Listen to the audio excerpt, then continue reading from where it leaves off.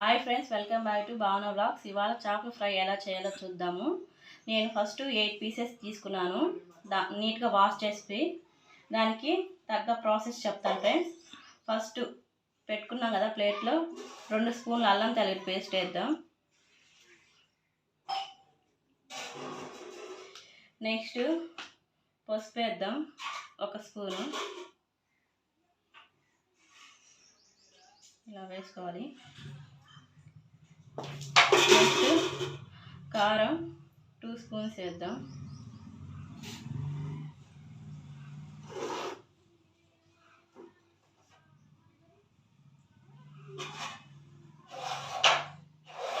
స్పైసీగా కావాలంటే మీరు వేసుకోవచ్చు, పిల్లలు ఉంటారు కాబట్టి మేము 2 స్పూన్స్ వేస్తాం.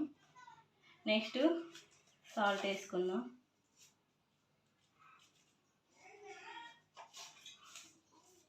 కొంచెం ఒక 2 స్పూన్స్ వేసుకున్నాం. ఇప్పుడు ఇదంతా నీట్గా ఇట్లా కలుపుకోవాలి. ఉప్పు కారం అదంతా, సాల్ట్, అల్లం తెల్లగడ్డ పేస్ట్ ఇదంతా నీట్గా కలుపుకొనేసి ఒక బౌల్లో పక్కన పెట్టేసుకోవాలా.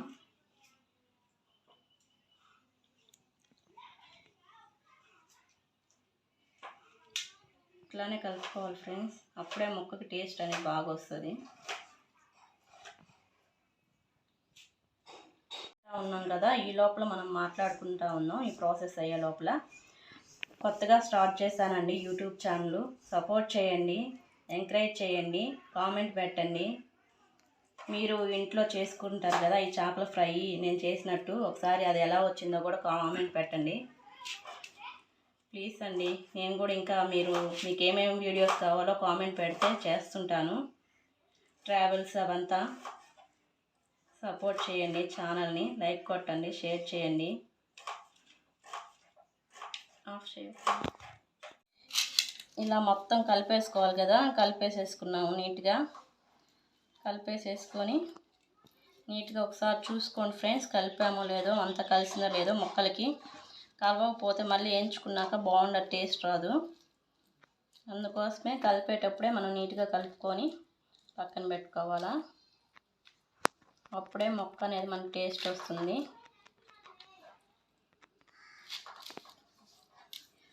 కొరమైన చేపలు అవి ఇంకా బాగుంటాయి ఫ్రెండ్స్. అవి లేవు కాబట్టి ప్రజెంట్ ఈ చేపలతో చేస్తున్నాం. నెక్స్ట్ కొరమైన చేప దొరికితే దాంతో కూడా చేసి చూపిస్తాను ఫ్రెండ్స్ మీకు. మీరు కూడా ఒకసారి ఇంట్లో ట్రై చేయండి ఫ్రెండ్స్. ఎలా వచ్చిందో కామెంట్ మాత్రం తప్పకుండా పెట్టండి, మర్చిపోవద్దు.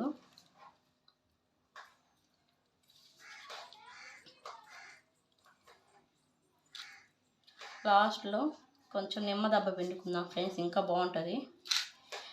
గట్టిగా ఉంటుంది ముక్క, మెత్తపడకుండా. ఇదంతా కలిపేసుకున్నాక ఒకసారి ముక్కలన్నీ చూసుకుందాం కలిసాయో లేదనేది.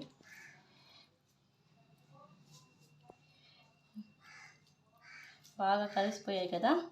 ఇప్పుడు నిమ్మ దెబ్బ పిండుకుందాం, బాగుంటుంది ఇంకా ముక్కకి.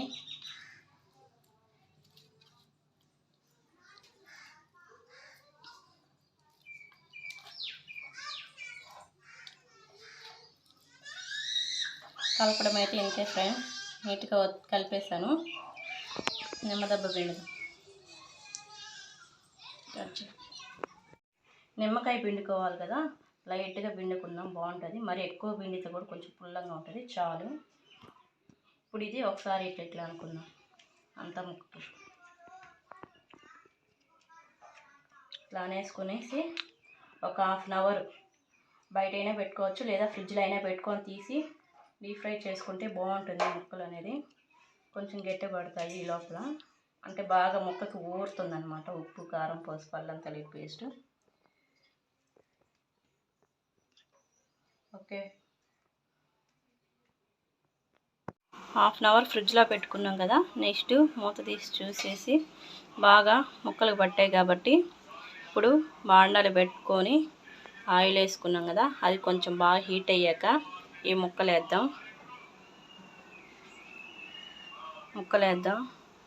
చూద్దాం ఆయిల్ని హీట్ ఎక్కిందో లేదో.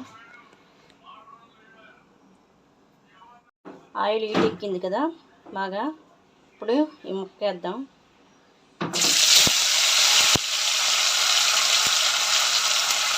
వేసాం కదా.